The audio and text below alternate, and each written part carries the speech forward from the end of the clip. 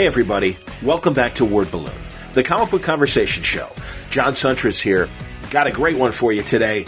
Dirk Wood from IDW is a marketing guy that I've known for as long as I've been covering comic books. Became aware of him very quickly. Used to be an advanced man as well for Dark Horse, and has been, just one of those really engaging guys. I've seen him in action at convention panels, at Diamond Retailer Summits, and he gets comics. And I'll be honest, I'm really excited about his Kickstarter campaign that he's got going with IDW for a new, I don't know what you call it. I guess it's in a magazine format, but they're hardcover books. Full Bleed is a new journal, periodical that he's going to put out quarterly through IDW. And it's comics, it's essays about pop culture, it's articles, it's interviews with incredibly creative people. In the first book, there's an Alan Moore interview that was intended for Rolling Stone, but didn't make it in the magazine, so they put it in here. Shelley Bond does an incredible interview with Gerard Way of My Chemical Romance, and of course DC's Young Animal and The Umbrella Academy. The showrunner of the very popular Dirk Gently Holistic Agency series did an interview or does an essay on Douglas Adams. It's amazing, and there's some great indie comics in there, and it's a great representation of today's geek culture. Now, there's going to be people that are going to say, well, IDW is a thriving company. Why don't they just put this out? I think this is a specialty product that deserves to know exactly what kind of audience they're going to have. And also, it's not just going to be exclusive to the Kickstarter people. They're going to get the first edition, which is great, but I think it's an interesting way to kind of test the want for something like this, because it's not easy out there. And I do think that Dirk has collected a lot of very special content in this Full Bleed. And again, I think when you listen to him talk about it on today's conversation, you'll probably agree. Plus, Dirk's a fun guy, and I enjoy talking to him. We did a panel together in San Diego years and years ago. It was either San Diego or New York, I forget. Almost 10 years ago at least. And, again, I've always thought he was a funny guy and fun to see, and I'm always happy to see him at conventions. Looking forward to seeing him in New York Comic Con in just a couple days. But, this, by the way, he's going to have a great panel about his Woodworks imprint and, of course, Full Bleed. He's going to be sharing the stage with Shelley Bond. We talk a bit about that. I think it's one of the go-to panels for New York Comic Con. I'm certainly going to be there. Dirk Wood on today's Word Balloon, all brought to you by the League of Word Balloon listeners. Thank you, League, for your support. We're at the start of a new month, and I got the wonderful support from the League via Patreon. And thank you. There's some new people that have jumped on, and I can't thank you enough for your support. It means a lot. It makes it easier for me to get to conventions like New York and be able to network and, make the connections for new and hopefully great conversations on Word Balloon. I think the proof is in the show each couple days that I try to put these things out, and I hope you're enjoying the great conversations that have been going on at Word Balloon. If you like Word Balloon and you think you can subscribe to the show, can you spare the amount of a comic book each month? Is Word Balloon worth that much to you? If it is, go to patreon.com/wordballoon, and you can contribute there, or go to wordballoon.com, and there's a Patreon ad that will take you to the Word Balloon portal over there at Patreon. But thank you very much for your support. As always, League of Word Balloon listeners. Word Balloon is also brought to you by InStock Trades at InStockTrades.com. New month, new deals at InStock Trades. There are things like the Superman Rebirth Deluxe Collection, the hardcover Volume 1. This collects the first 13 issues of Pete Tomasi and Pat Gleason's run. It's been fun. Doug Mahnke, of course, on there as well. I have a Doug Mahnke Superman sketch that Doug did for me at last year's New York Comic Con, and it is one of my most valued possessions, and taking nothing away from Pat Gleason's work on the book as well. But Superman is being done right again at DC. It's been a long, long time, and I can't say enough how excited I am about the output that Pete and Dan Jurgens are doing on Superman. But this is Pete's book, the Superman book, and it's 50% off, $17.49. You can get the Planet Hulk Omnibus hardcover at Greg Pak. How great Planet Hulk was. This thing collects the whole story. It also has the What If Planet Hulk story, the Planet Hulk Gladiator Guidebook, and material from New Avengers, the Illuminati, #1, and Amazing Fantasy, the 2004 run of Amazing Fantasy, number 15. It's how many pages? 656 pages, 42% off. It's $58 at InStockTrades.com. There's more great books waiting for you at InStock Trades. Check them out for yourself, and you'll find great books at great prices. Don't forget, if your orders are $50 or more, you'll get free shipping from InStockTrades.com. Okay, without further ado, let's get to our great conversation with Dirk Wood about the Full Bleed and about Woodworks, and some other great conversation as well. Dirk Wood from IDW, now on Word Balloon. Dirk Wood, welcome back to Word Balloon. I think this is our first one-on-one official, but I'm reasonably certain that I recorded a panel we did in San Diego or New York years ago. Yeah. So, yeah, that's right. But boy, it's like trying to remember old phone numbers. I can hardly remember what I did yesterday, let alone whatever that was. But nice to be on. Absolutely, man. No, a long time coming in terms of us doing this. Thanks for having me. Hey, I'm always happy to see you at cons. And, the brief moment, because we're always both running, and, you've got a million of course. to do.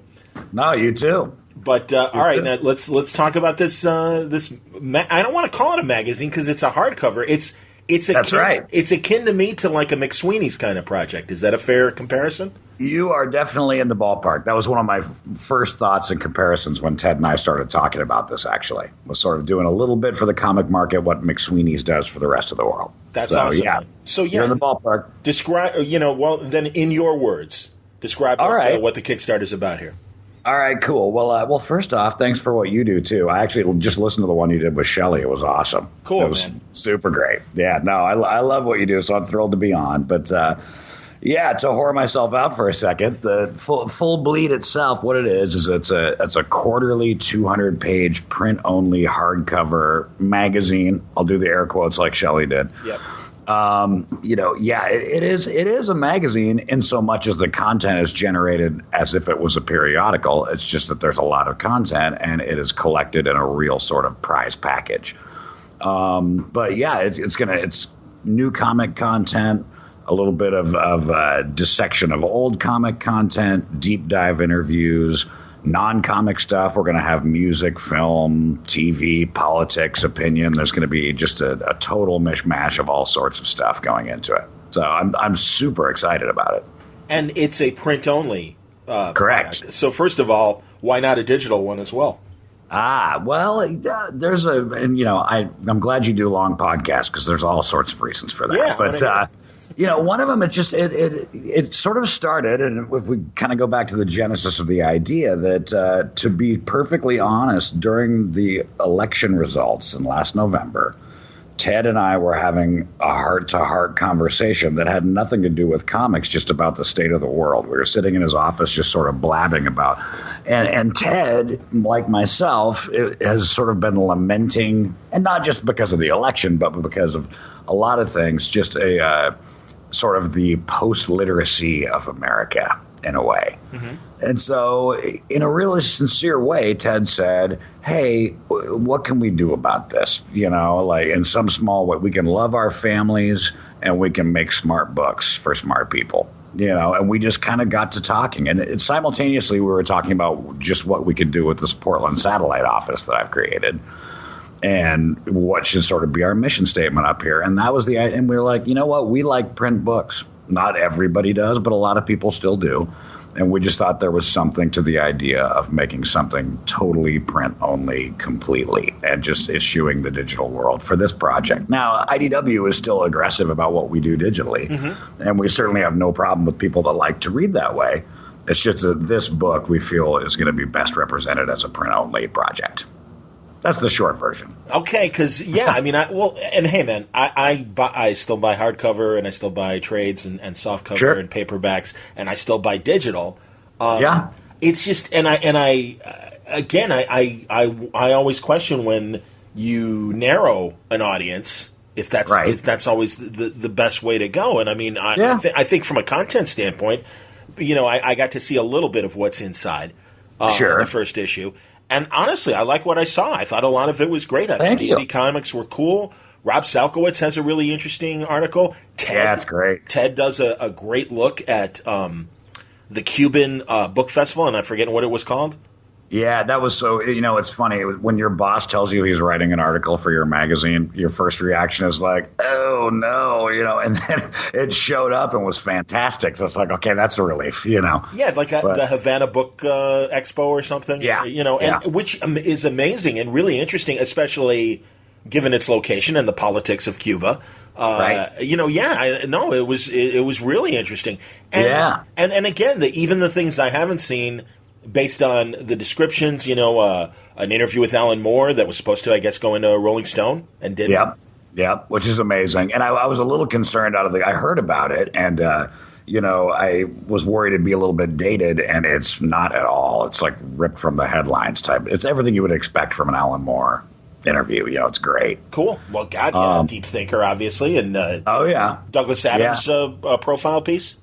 Yeah, that's by Arvin Ethan David, who is the producer of the Dirk Gently TV show, and that's a great little story because when he went to Oxford as a young man, he put on a play of Dirk Gently, which was of course a Douglas Adams book, and got Adams' approval for that. And so it's sort of his personal story of meeting Douglas Adams and running this play when he was a young sort of stars in his eyes kind of guy, and that's great. Another thing I'm super excited about is Calvin Reed. I'm sure he's a mutual friend I'm a big fan, absolutely, for Publishers Weekly, yes.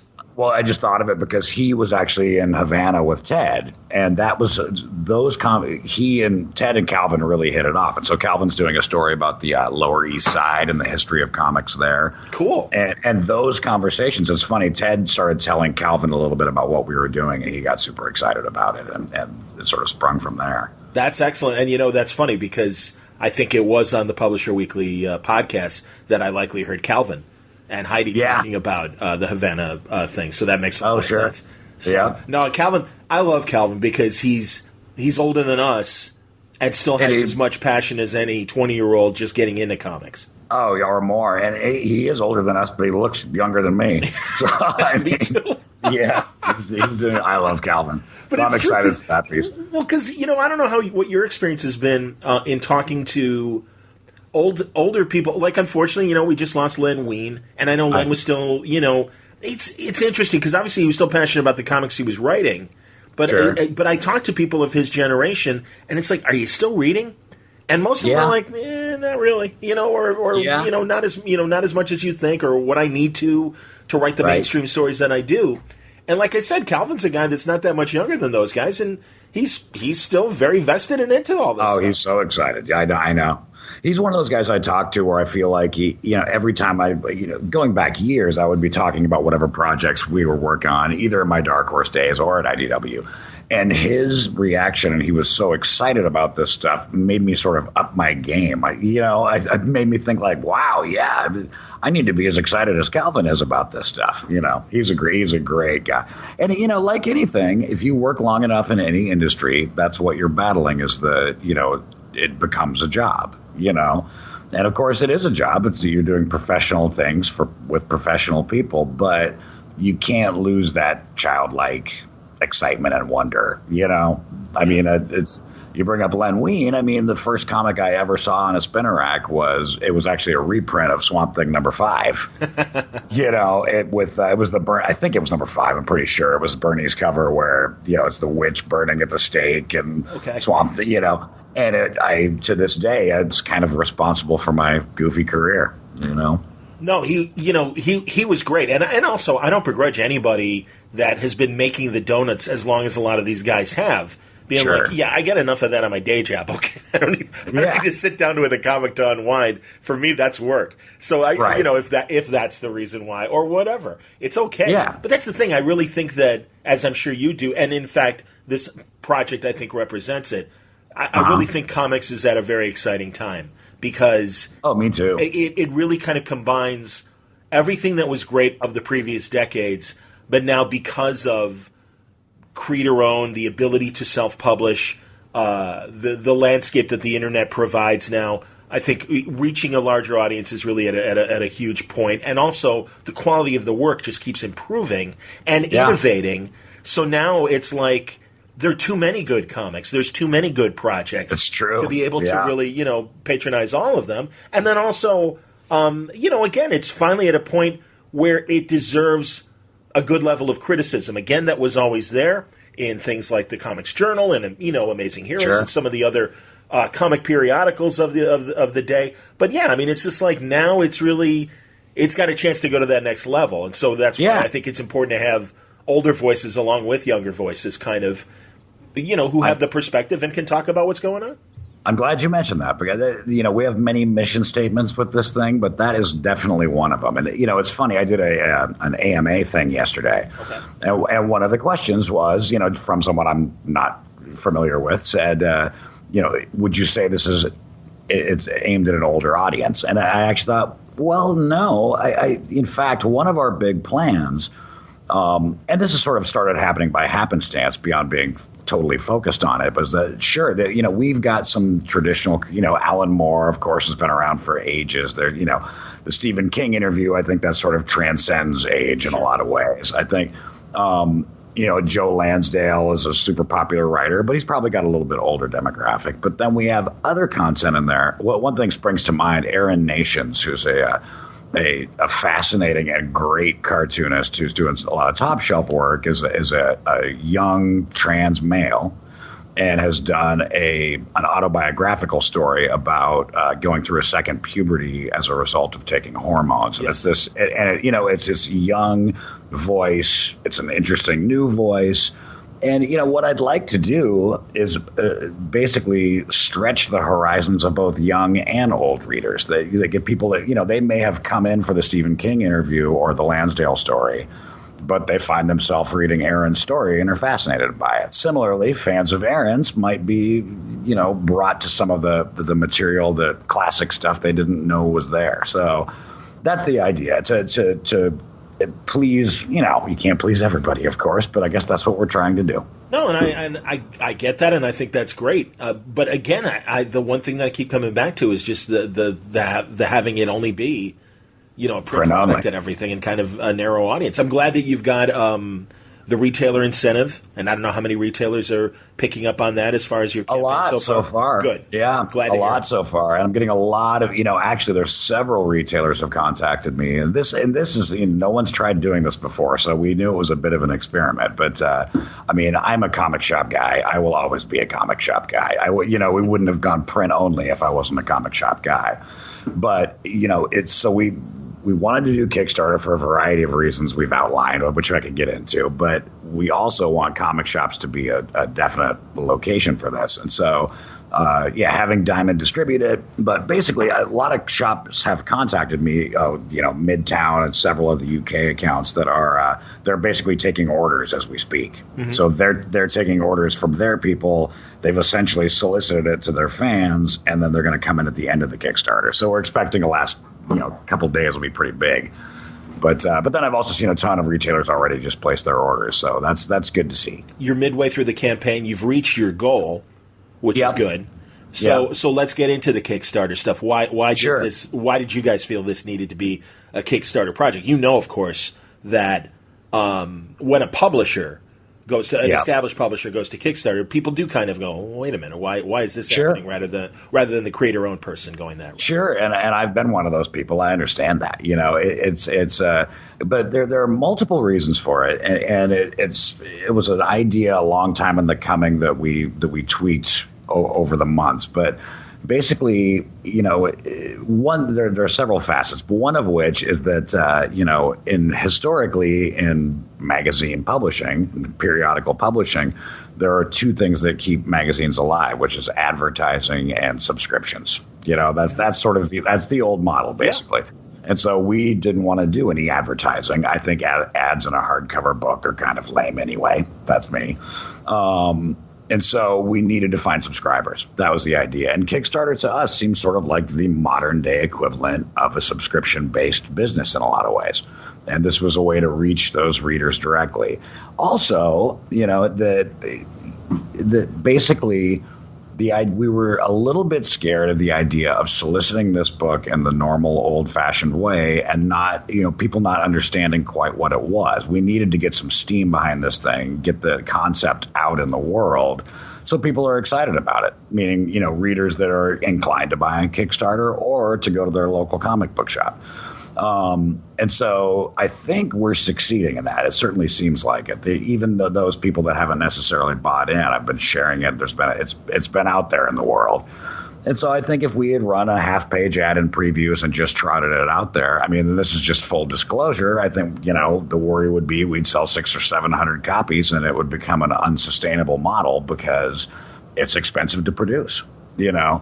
And so we settled into this idea where it was like, okay, now, first of all, we're not selling it in the book market or Amazon. And so I feel like making comic shops the absolute destination for this book beyond those who have subscribed on Kickstarter. And if you see it on your friend's shelf, you've got to go into a comic shop to get it once the Kickstarter is over. And so we'll be making big hay about that at the end. Is it a perfect business model? I don't know. Based on the amount of emails I've had to answer, probably not. But it's, it was a sincere attempt for us to bring comic shops in and be able to take advantage of the marketing that Kickstarter provides. And, we've hit our goal, our public goal, but it was never about generating cash. As well as I do that IDW has been very successful and we don't need to generate cash in order to produce this book. But to make a profitable book, we needed to get the word out. And that's how we did it. Okay, for good or ill. So now you've got as we're recording this interview, you've got 726 backers. Yeah, it's you want your goal was $50,000. You're at $67,877 at this moment. Yeah. So how many can you say with what kind of publishing count you will have beyond the backers? Like how many? Well, will this generate? And how in stores and the like. It's a little hard to say at this point, and I'm not trying to be cagey. It's just sort of the math is funky, and it's been because of those, of the 726 people who have chimed in, who I appreciate every single one of them. Of course, yeah. Some of them have bought in for the first volume. Some of them have bought in for the first 4. Some of them have bought in for the first 2. Some, and so it's a little bit difficult to say we will break even when it hits X, because there are costs associated with every volume going out, etc.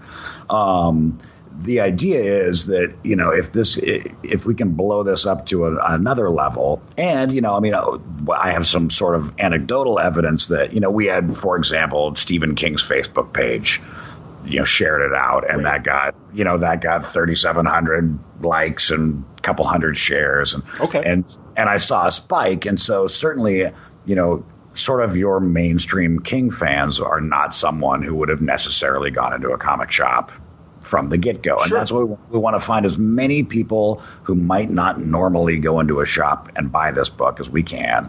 And then, blam, load up the comic shops and have everybody roll in after that. And so, but yeah, in terms of exact numbers, it's honestly a little bit hard to pinpoint. I think the idea is we're going to overprint it pretty substantially. I would, off the top of my head, it's hard to put a number on it, but probably an extra 1,000 copies or so, and offer it as a quick solicit to the direct market after the Kickstarter closes.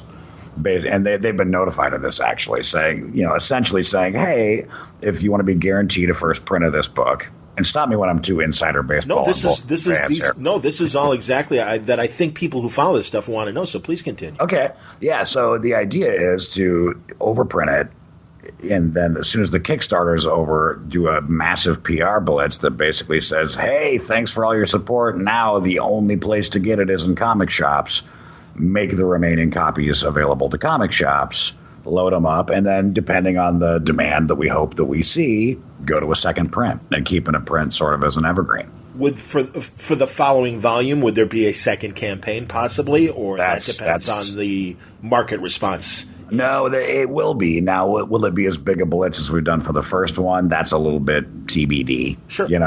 But definitely for everybody who's bought in for the first volume, we want to make the second volume available to them as well. Okay. And so, we'll run out another campaign for volume 2, and then they can buy, then at that point you can buy in for 2, 3, and 4 if and then we'll see if there's any left of volume 1. Maybe we'll make some of those available or something with a new variant cover. Or I don't know. Okay. But that sort of has to be figured out. I got to survive this first one first. I understand. What kind of experience beyond this campaign have you had with Kickstarter? Oh my God, I will tell you this, that, to anybody listening, if you're thinking about it, don't do it. I'm just kidding. But it has been work intensive. And it's been great. The people at Kickstarter that I've talked to and that have helped me through the process have been fantastic. I need to do a shout out to my friend John Nee at Cryptozoic, who's been really helpful throughout this process. Just sort of, they've done so many Kickstarters in the past. He let me know a lot about what to expect. Smart. And then our IDW Games guys have been through this before and have been invaluable in terms of advice. And so, but yeah, just on a pure visceral work level, it is intense. Yeah. And doing it simultaneously while putting the actual magazine together has not been for the faint of heart, but it's fun work. I'm not complaining. It's a lot of fun. That's cool, man. No, and honestly, I don't envy you because I've talked to Paul Jenkins and Jimmy Palmiotti and, sure. Mostly men. Forgive me, I haven't really talked to any women that have done Kickstarter campaigns. I've talked to a few women who've done it, actually. Shauna Gore did one that was, if you know Shauna, she used to work at Dark Horse. She's actually doing an article for Full Bleed. Cool. She did one for a rock poster book that was very successful, and Shelley Bond actually did one. Oh, I had no idea. That's fun. I'm forgetting the details on it, but it was just shortly before she joined IDW, she ran one. And of course, Shelley's got her interview with Gerard Way in the first Full Bleed issue. Yeah, that's the idea. She's going to be talking to Gerard, and Gerard. I know Gerard back from my days working with him on Umbrella Academy stuff over at Dark Horse. I love that guy. That's cool. Yeah. No, again, I think the product itself is great, and I appreciate the explanation of why the Kickstarter made sense for this project as you guys see it, and I think that is understandable, and also that you are addressing that eventually there'll be a direct market version as well. So that's right. I think that's all good, and also that's the thing when I talk to retailers about Kickstarter. They're not offended, and they're like, no, it's proof of concept. And especially they appreciate to be able to participate at some sort of vendor level. And I know that's been kind of a back-and-forth thing with Kickstarter as well.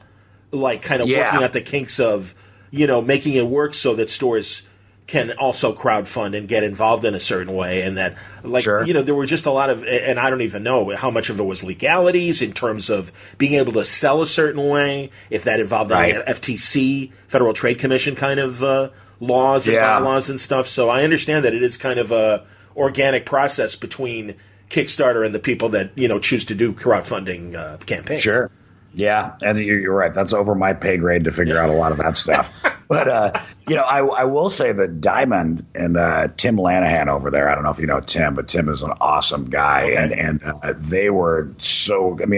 I just sprung this idea on them. Like when the whole idea started, I was like, we thought, hey, let's do a Kickstarter. And I was like, yes, but I want to get comic shops involved. Good. And so I reached out to Tim, and we started, months of back and forth, occasional phone calls, and over a couple beers. And at C2E2, I think we sort of hammered out the details. And Diamond was just so willing to work with us on this that it was really cool because they easily could not have, Sure. But that's when it comes to the fulfillment stage. As the shipping at Kickstarter is always a challenge. And it's especially internationally, it's obviously is tough. And I wish we could make it all cheaper than we can. But for the shops in particular, I thought, oh man, there's got to be a way to help them. And that was sort of the idea. Like, well, if Diamond fulfills it to them in their regular shipments, they're paying the same thing they would for any book. Cool. Okay. So that was the idea, and I think it's working. Are there any other weird things that having IDW's corporate structure makes it easier, I think, to probably deal with, fulfilling a Kickstarter campaign. Obviously, in a lot of ways that, it does make it easier than an individual trying to do all this stuff. Again, I go back to probably. Paul and Jimmy, obviously, telling me they're, going to the post office stories and stuff. And Jimmy's always like, I always buy those guys lunch. He buys the whole post office lunch, which is smart because, hey, man, they feel good about him. And when he comes with this couple hundred, packages that they have to deal with, it's okay. It's Jimmy. He bought his lunch. We'll do it right. I know. Where's my lunch, Jimmy? Come on. I'm sure you're right. There are probably ways that the privilege of working for a large organization helps. But then at the end of the day, also, it's still just coordinating all of it. Right.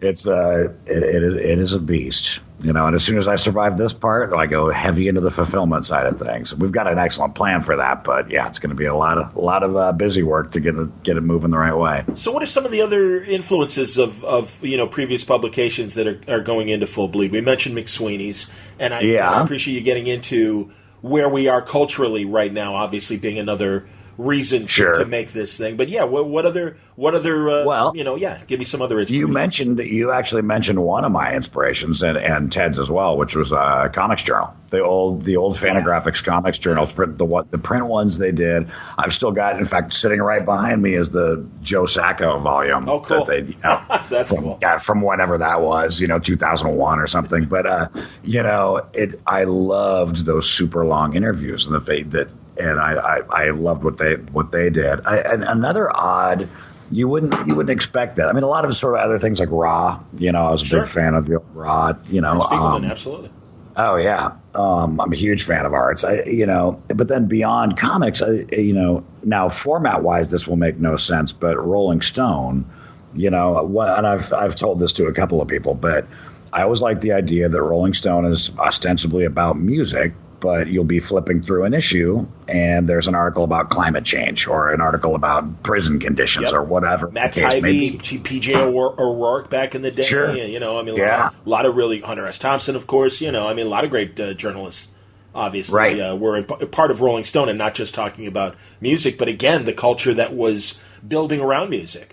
Right. And so on some respects, and it sounds pompous to say so, but we want to do the same thing for comics that Rolling Stone did for music, which is make comics sort of the starting point at examining the larger culture surrounding it and beyond it. In the first volume, there's an article about a famous war photographer named Don McCullen. There's an article about a couple of guys I know going to Japan and drinking whiskey that really don't have a lot to do with comics, other than the spot illustrations are done by the amazing Sarah Richard, who does My Little Pony comics and things like that. But I like the idea of stretching those boundaries, having enough comic stuff in there to keep everyone interested and dragging them just a little beyond that.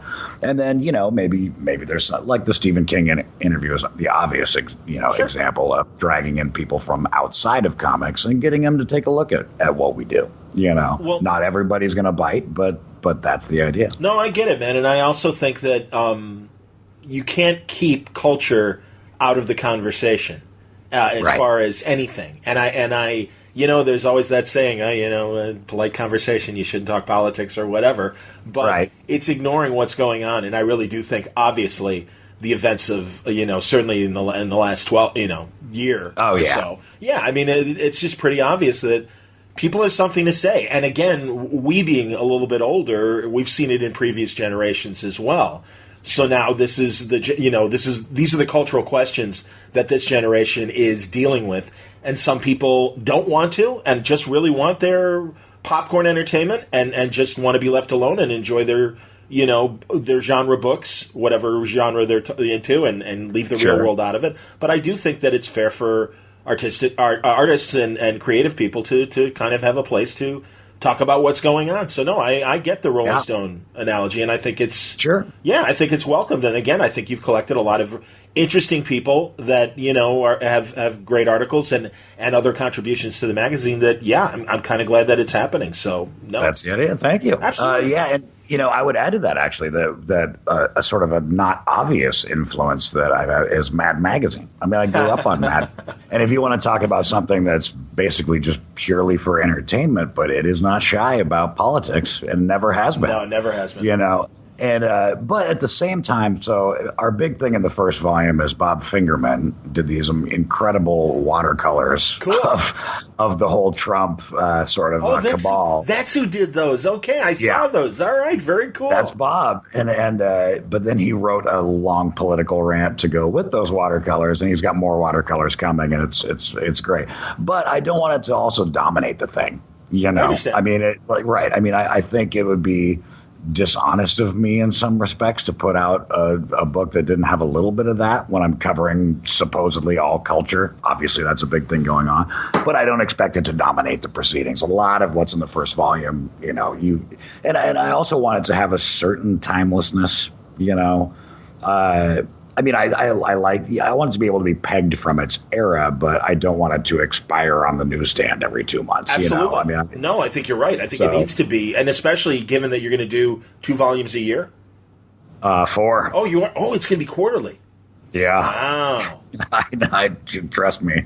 It's a lot of work, but it's good. But all right. There's a ton of great stuff. I mean, the content that we've announced, there's beyond that, there's some stuff coming that's going to knock people's socks off. We're just not ready to announce, but I look forward actually to just getting the first volume out there, getting the Kickstarter past us, and starting to slowly release all those details about everything coming down the pipe. So that'll be fun. Are you doing a panel at New York to specifically talk about this? Indeed. Oh, I'm actually sharing a panel with Shelley Bond. I don't know if you know. I'm sure you've talked. Half Black Crown, half Full Bleed? That's correct. Yeah, we just had Shelley. As you said, you heard the interview. We just had Shelley on talking about Black Crown. Yeah, I even have the details. It's on Friday from 5:45 to 6:45. Okay. In room 1A02. So that'll be great. And you know, I don't know if you've been talking to New York people, but I think they had like 800 panel requests for 130 spots or something crazy. Oh, please! I stopped submitting because of that. Honestly, I get it, and I'm glad. Well, and I'm glad they're making room for this because. Yeah. And no offense to the convention, they're not the only convention to do it. But then you see speed dating and some of the other games that they play at the con, and it's like, really, you're going to do that instead? You're going to use a panel room for that? Okay, I guess. Yeah. No, I hear you, but I mean, a little something for everybody, I guess. Well, and that's fair, but I want smart panels. I mean, that's the thing. Yeah. And honestly, what Shelley is proposing with the Black is Shelley's thing going to be about the Black Crown magazine, or is it going to be about the whole line? The whole line, actually. Okay. And are you doing, because I wanted to talk about this as well with you, your imprint. So is it about your imprint in general, or specifically about, or because Full Bleed right now is the primary product coming from your imprint?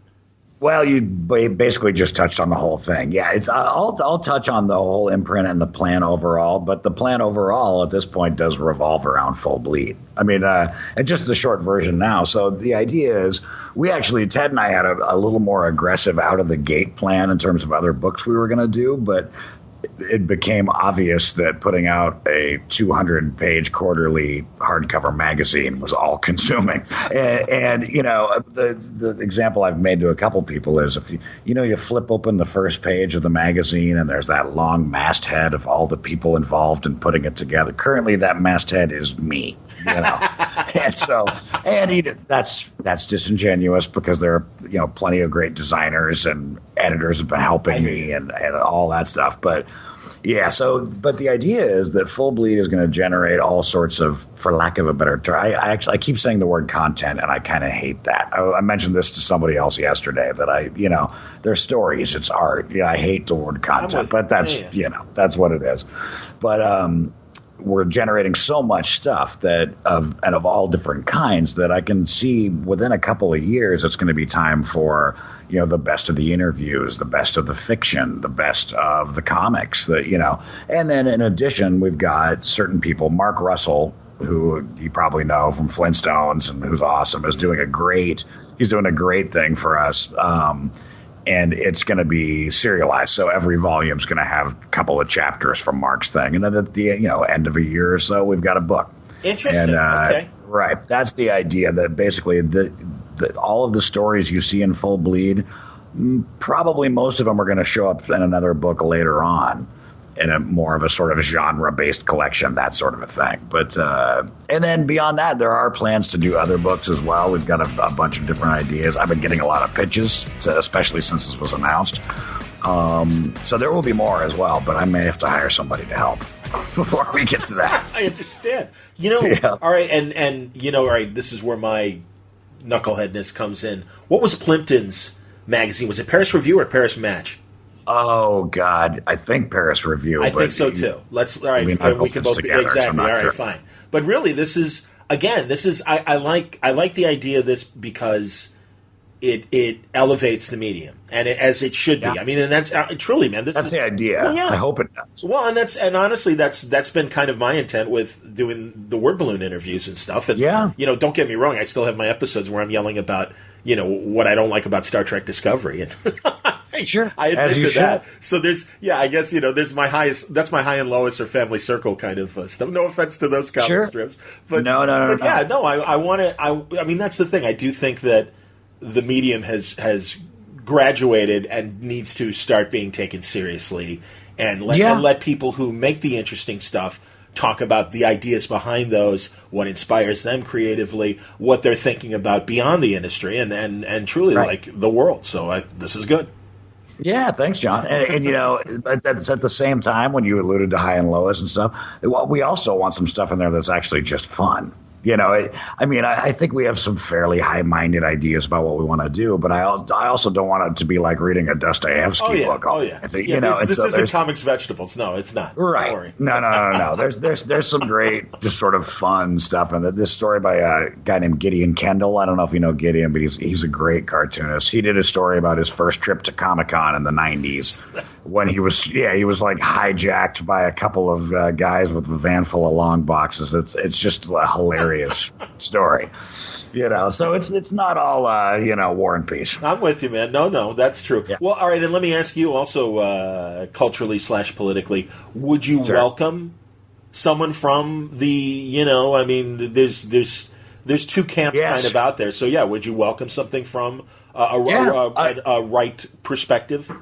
Quite sincerely, I totally would. I mean, my father was a Republican growing up, and people would be shocked to know that I'm a bit of an anarchist at times, but I have, a few conservative views when it comes to, foreign policies and things but I mean, beyond all that, my opinion doesn't necessarily matter.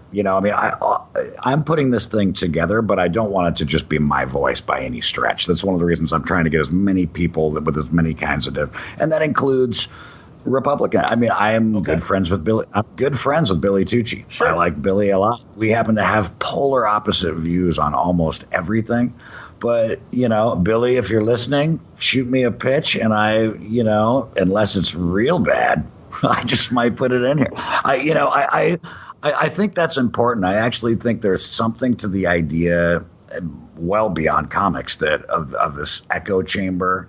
Where I think you're in the bubble and all you're hearing is your own opinions. Yeah. Yeah. And I think that, I've honestly, I have plenty of people on social media and Facebook and whatever that I cannot take their political views. They're the polar opposite of me, but I don't block them and I don't get rid of them because I want to hear what they have to say. And, that's just me. I'll flip past Fox News once in a while just to get angry. I'm with you. I do the same thing. No, and also, and I have conservative friends as well, and some comic creator conservative friends that I disagree with politically, but we can still, be friends and still have a nice conversation and agree to disagree when it comes to politics and the like. But it's interesting out there, man. I mean, I'm sure you're reading the same stuff I am, specifically of what's going on in the geek culture and how angry things are getting, and just a lot. I don't know, man. The torchbearer, when the villagers have the torches, and it's like, not only do I disagree with that person,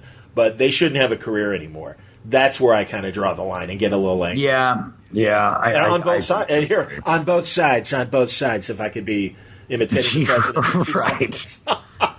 No, I agree. I mean, it ends up betraying my age and when I've grown. I just I end up sounding like my dad all the time. Just like, what is going on? I'm moving to the woods. But I do think there's some some real truth to that. I'm a free speech guy through and through. Yeah, man. No, that's, I say that's our Clark Kent gene. I mean, that's the thing, man. We grew up with Clark Kent. It's like, wait a minute. And again, yeah. I'm not saying that it's cool to incite violence. I'm not saying it's cool to wish another side dead or any other extreme violence that you can think of. But that said, it's like, I don't, again, I think there's got to be a dialogue because we all have to live together and figure it out. Right. So, yeah. But anyway, that's... And the last thing I'll say on that topic is that, there are also real issues out there, and that are brought to light via this sort of thing. And I do think it's important that, to attack the issues that get people so angry and to go and I don't want to just like bury my head on the carpet and say there aren't things that are, you know what I'm saying? Yeah. But yeah, my only sort of issues are more with the way that it's sometimes done. The pitchfork and torch crowd. Yeah. I think you said it better than I have. No. But, I appreciate that. Well, let's get back to the book itself. What led to this? What wasn't happening for you in what you were doing in comics that you're like, Ted, I need to do this?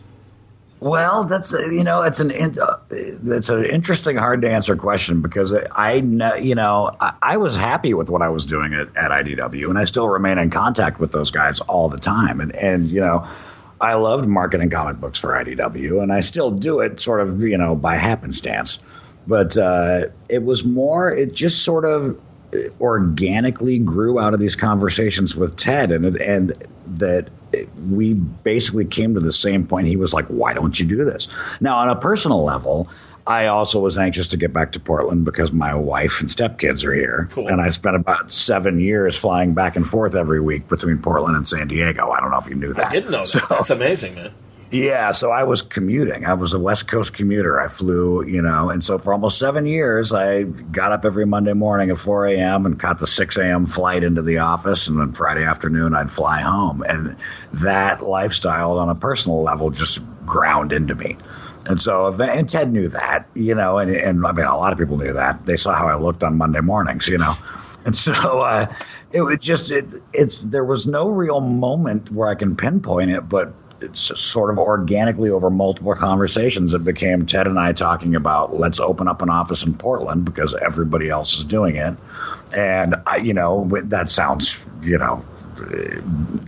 like the wrong reason. Basically, it was like, hey, there's a scene up there. We should be a part of this thing. And he also knew I wanted to stop flying every week. And then we thought about, well, what are we going to do up there? Besides just have a foothold in the Portland scene, and we thought, let's do this magazine, And so it wasn't so much that I had any problems with what I was already doing. It was more like when we started talking about this, I was like, that sounds fun. That sounds great. Now, of course, that I'm in the middle of it, I can't imagine doing anything else or having not done it, but it was very organic in the way it came about. Well, as you say now, that Full Bleed will be the main focus right now for your imprint. But can you give us an idea of what else we can expect from? And forgive me now because I'm looking for the title. What is the title of your imprint again? Woodworks. I'm sorry, I thought it was. Okay, so yeah. So, which wasn't my idea. It was my friend Khalil Schweitzer's idea, but I'll blame him. Sounds but good. It was good. I like it. But at any rate, yeah. So I there's not a lot I can tell you about what's coming beyond books collecting Full Bleed stuff, other than I will say that we're probably not going to launch with sort of standard comic book. I don't foresee us doing, 4 floppies in a trade type business, Now, and that's also not to say we're not going to do digital stuff. I'm sure that we will. Full Bleed will remain a print-only publication, but we're going to do stuff that follows a little more traditional comic model after that. I also plan, and this is sort of full disclosure, that for Full Bleed, what I'd like to do eventually is create some digital-only content that runs alongside the magazine. For example, if we interview someone, then you can also go digital to buy a story by them or something like that. So the magazine will always stay print only, but that doesn't mean we won't generate digital content. Okay. So there will be that. But I don't foresee us doing a lot of, because honestly, the creator-owned comics, things like that, which I love, that's something IDW already does well. Yeah, I mean, and so there has to be something to sort of be like, why does it need to be produced in Portland? Why does it have to be a separate thing? And so there's a few things I just can't tell you about yet, as much as I'd like to. But yeah, there'll be some books you would not expect IDW to do, but make perfect sense for IDW PDX to do, if that makes sense. Okay. I really think it's great, both what you're doing with Woodworks and also Black Crown, that IDW is kind of like stretching and going in these directions. And I'm glad that, Ted and the other powers that be are innovating this way, because it's kind of again, not to pick on Vertigo, because I do think there's good, and really Young Animal, obviously there's a lot of energy coming out of that. Oh, sure. But Vertigo kind of lost its way for a little while it was in transition, I think, moving away from Karen Berger and New York to Burbank. And there was this kind of just period of like, I don't know what Vertigo is anymore. And I think that what Shelley's doing with Black Crown, and then really I think like an idea like Full Bleed and everything, I think this is great, because I do think this is what comics need and has been missing for a couple of years. Yeah, thanks, John. Yeah, and Vertigo, they suffer. One thing they suffer from is that, for 15 or 20 years, the stuff they put out was so good. That it's like, you're almost doomed by your own success. How do you follow Neil Gaiman? How do you follow 100 Bullets and Azzarello? How do you follow Jason Aaron's, Scalped and things like that? Garth and Preacher. Yes, absolutely. Yeah, I read almost nothing but Vertigo for years, so yeah. But I totally, and I love what Shelley's up to. I think it's genius. She's got her whole, those of you who are listening to this should listen to the podcast that John did with her, because it is great. Oh, thanks, well, and I was just along for the ride, but yeah. No, but her whole concept of the shared street and shared pub is such, just no one's ever done it before. But to touch on the IDW, Ted said it actually in our press release that IDW is at its best when they're doing something new, and I think that's true. Ironically, one of the things that drew me to working at IDW was how aggressive they were out of the gate for digital. Which is funny when we're having this conversation, but it's true. Sure. I was looking for my sort of next career path. I looked at IDW and was like, these guys are smart. They're trying new things. They're going after, that there's a ton of great people at IDW, but that all goes to the top to Ted. That sort of entrepreneurial spirit is just what, every time you think you've got us pegged, there's some new wrinkle. And so, I'm just lucky and honored that this new wrinkle is mine. How much hand selling to retailers are you doing for Full Bleed? Quite a bit. It was unfortunately the only sort of bad timing department is that the retailer summit happened in the spring this year instead of in the fall, because I would have loved to have seen everybody.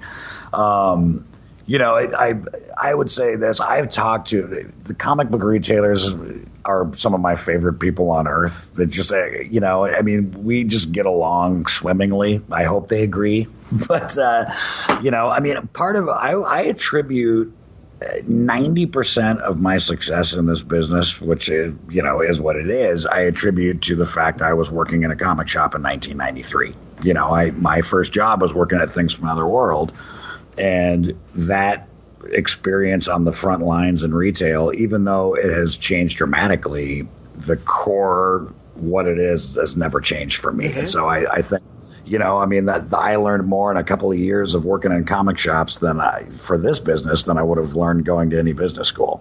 And so that's a long answer for basically, I've definitely been talking to all of my retailer friends. I had a long conversation with Brian Hibbs right after this was announced. He called me up, and he and I talk often, although not enough these days, but I love Brian, and it was not an easy conversation. He wasn't thrilled that we were going to Kickstarter, but I understood that, and we talked about some of the, and I don't want to paraphrase for Brian, but we had what I thought was a positive conversation about the plan with this, and some of what we talked about directly. We thought we had an entirely cohesive plan for this in terms of how Diamond was involved, but he threw a couple things at me that I thought, wow, that makes sense, and that sort of led to us going with the overprinting plan. Well, I always knew we were going to overprint, but and offering it a certain way after the fact and yada yada. Anyway, no, honestly, that's a long answer, but you know what I mean. No, but I want that's well. First of all, it's inspiring more questions. So that okay, good. And honestly, sure. Yeah, I think anyone looking at just the announcement would be like, well, what's going on with the direct market? Because again, as we as listeners here are reminded of all the time, obviously the retailers really are the core audience. As far as the direct market goes, obviously, because they buy the product directly from the publisher, then it goes to the reader. So you really are relying on the tastes and whims, and I don't mean that in any judgmental way when I say whims, but truly, it's every store has their very specific reasons why they do or don't carry certain books, and that's fair because they're beholden then to their customers, and it's a question of, all right, how many pull lists do I have? And as we know, and you know even more directly working at a comic store, the profit margin at a store is so thin that, a bad month could literally put you out of business. So it is those kind of choices that they have to make. And that's why, as we said, we're embarrassed by how much good content is out there right now for stores to have and for consumers to buy. But it's the market in a lot of ways is more tough than ever. Yeah, it doesn't make it any easier. That's for sure. So it's in comic that they're our most important customers without a doubt. And so that's when I tell you or anybody else about the fact that this is a sincere plea to reach comic shops, even though that sounds disingenuous by running a Kickstarter. It's really true. I mean, the idea is now if this comes to fruition, we shall see. But let's take Shop X, right? Mm-hmm. There's just take your random comic shop. My contention is, let's say we just solicited Full Bleed, and they go, "Oh, that looks pretty cool. It's a $25 hardcover. I've only got some. I only sold one Comics Journal when they were finishing up. I'm gonna order two. Right. Let's say that's the case, and then we go to Kickstarter. Let's say one of the two people that was going to buy that from their store buys it on Kickstarter, and the other one says they want it in the shop. Well, the idea is I want to create enough steam around this that all of a sudden that shop is selling 5 copies. Sure. That's that they know what it is. They've got people that are somewhat excited about it. And they can, now, of course, I'd like every comic shop in America to sell more than 5 copies, but you know what I mean. I know exactly what you mean. And that's the thing. And again, when you're dealing with this kind of unique product that is $25, that is a quarterly magazine and stuff, that's why it's interesting. I mean, McSweeney's, it always seemed like it was a yearly kind of innovation, and even maybe they skipped a couple of years in between over the years. I don't know. I'm betting that's the case. Maybe they're not crazy like we are, I guess.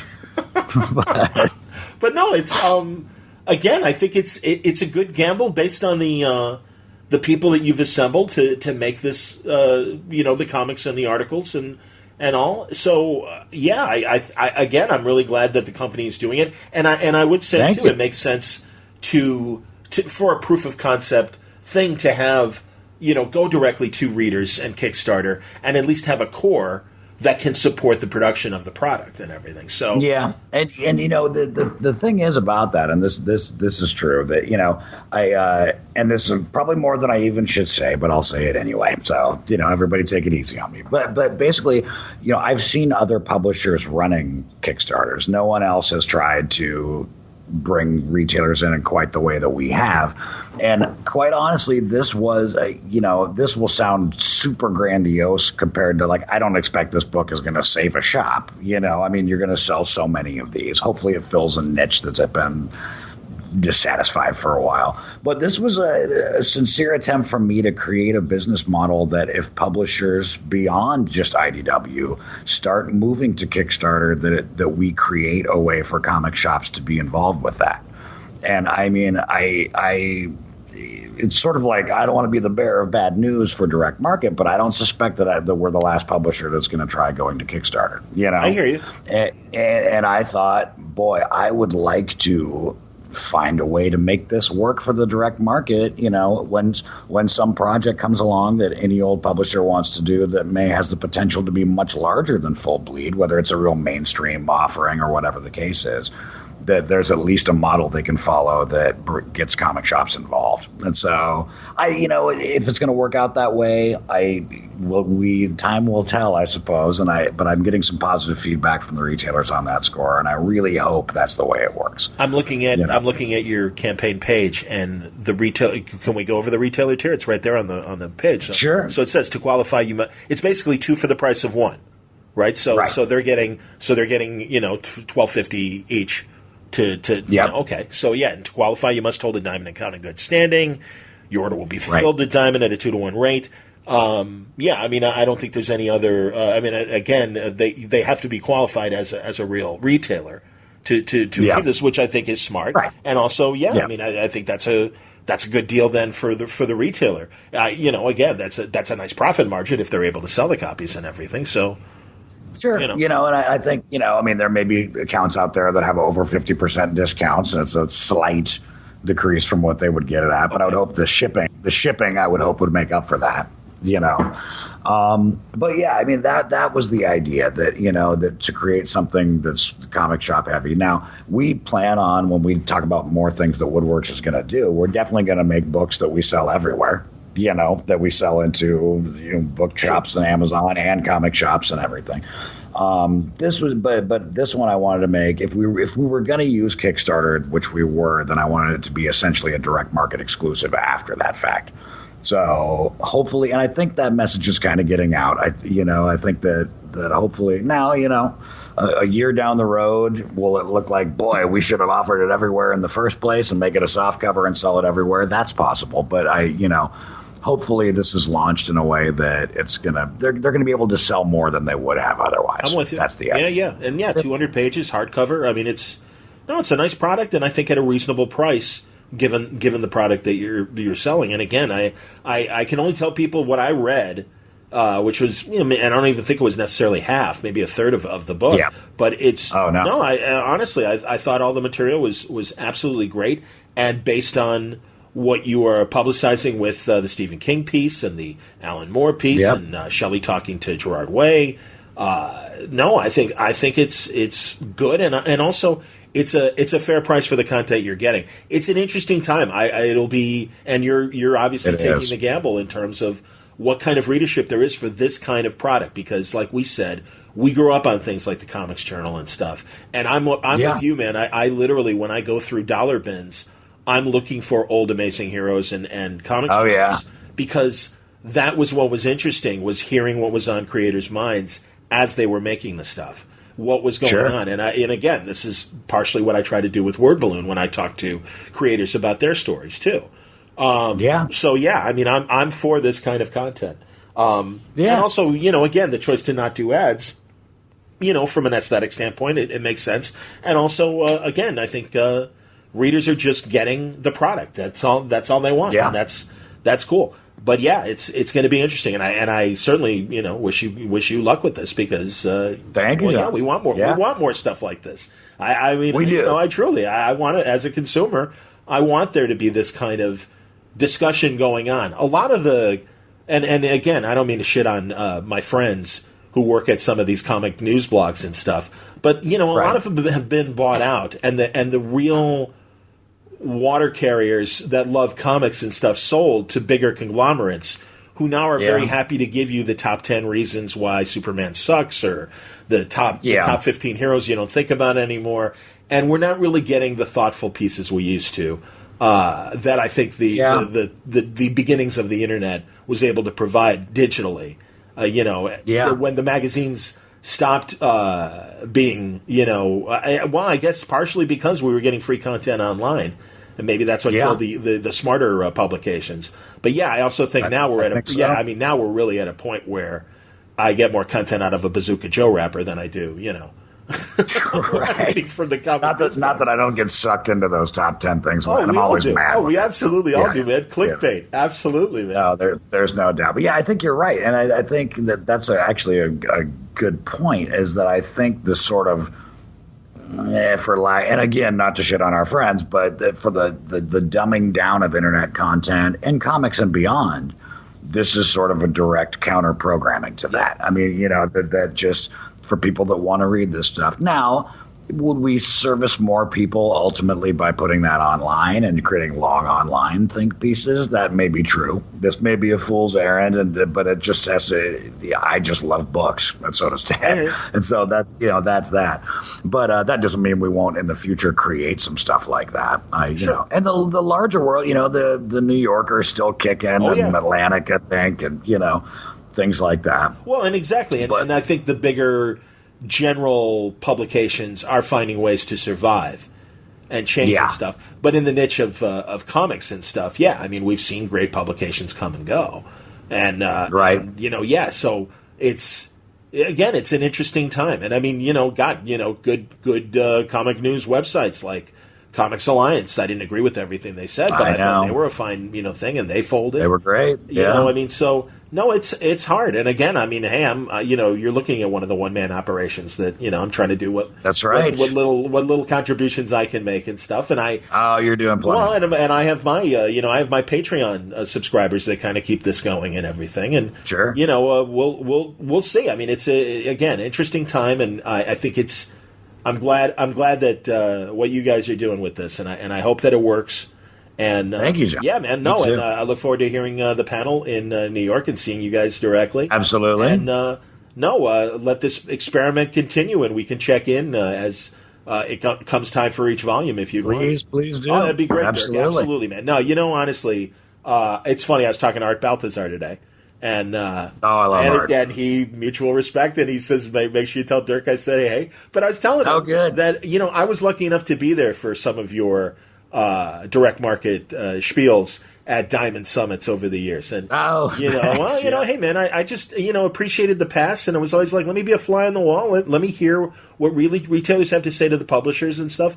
And you're a great marketer, and I think you do understand. Oh, thanks. So this is good. I think this kind of content is in good hands, and I just hope. Well, thank you. Hey, I hope the Word Balloon audience is listening and find it intriguing. We'll go to the Kickstarter page, read about it more, because I think there's a lot of good information there. And based on our conversation, I hope they make an educated judgment on leaning towards Full Bleed. I could not agree more, John. And look, it's you're in comics too. It's a labor of love. Yeah, none of us are getting rich. I mean, even these things that like the Comics Journal and whatnot, it's not like they sold X-Men numbers back in the day. So we had to try something a little bit different to get the word out. You know what I mean? I do. Absolutely, I do. Well, good luck with this, man. And let's plan on another conversation in a quarter. And please, that would be great. And take a temperature of Full Bleed and see how things are going. That sounds great, John. Thanks so much for the chat. Dirk Wood, go to the Kickstarter campaign and check out the details. I think you might want to be involved. I think this is a great book at a great price, and I wish him all the success with this because, like I said, I got to see about a third of the book, and it's pretty impressive. And knowing the other 2/3 what's in there and what he's described sounds pretty neat. And we need, like I said, we need stuff like this out there in the comics culture. To go beyond just the stories. Let's talk about this stuff. That's, like I said, that's what I try to do here at Word Balloon.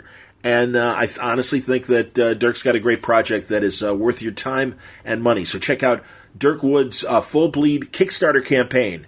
And like I said, we'll check in with Dirk and see how the success is going for this quarterly edition. I hope you enjoyed today's Word Balloon. It was brought to you by the League of Word Balloon listeners. Thank you very much again, League, for your support. If you'd like to subscribe to Word Balloon, you don't have to, but if you can spare it, I think Word Balloon is worth the time and effort that I try to put in, and hopefully you're entertained. If you want to support the show, you can go to patreon.com/wordballoon. Word Balloon is also brought to you by In Stock Trades at instocktrades.com. They have a ton of IDW books at In Stock Trades at great prices. And here, I'm just going to randomly put in IDW and see what happens and what pops up initially. I mean, we're talking about not only their great licensed books like the Star Trek stuff, Godzilla. From 30 Days of Night, you can get Volume 4. It's called Bloodsucker Tales. It's a bunch of great writers and artists that came in and wrote some short stories in the 30 Days of Night universe. It's 30% off, $17.49. You can get Nightmare from Rick Remender. This is one of Rick's early classics. It's 30% off, and it is Kieran Dwyer, by the way, doing the art on this book. It's $13.99. You can get CSI, Dying in the Gutters, which was hilarious. It's a CSI event that happens at a Las Vegas comic book convention. And among the deaths, Rich Johnson from Bleeding Cool. He's the murder victim. Steve Grant and Stephen Mooney did this fun book a few years back, and it's 30% off. It's $13.99. You can get the complete Dick Tracy Volume 1 hardcover. Chester Gould at the very beginning. A very different style than what he settled into, and Dick Loescher, the artist that was Chester's main artist for so many years. And in fact, Dick Loescher even did a few years with Max Allan Collins. But this is Ancient Dick Tracy right at the beginning of 1931, 7 years before Action Comics #1. Think about that. This is really like, the beginnings of the modern era of comics. I understand that they go back to the turn of the century, but this is cool stuff. It is 30% off, $20.99 from In-Stock Trades. Of course, the Transformers franchise, shame on me for not even thinking of that, and of course the G.I. Joe franchise. You can get lots of Transformer trade paperbacks ranging from prices of $8.99 to $13.99, all at In-Stock Trades. I mentioned Star Trek. There's the Next Generation trade, The Space Between, Dave Tishman and Casey Maloney doing this 20th anniversary Star Trek story. So this is from 2007. Now we're on the 30th anniversary. Can you believe it? That's amazing. 30% off, $13.99. Box Office Poison, Alex Robinson. What a tremendous book. There's a great indie book. I wonder if Alex will be doing anything for the Full Bleed. 30% off. It's $34.96 for the complete hardcover from In-Stock Trades. Check it out. Lots of great IDW product waiting for you at InStockTrades.com. Until next time, Word Balloon is a copyright feature of Shaky Productions, copyright 2017.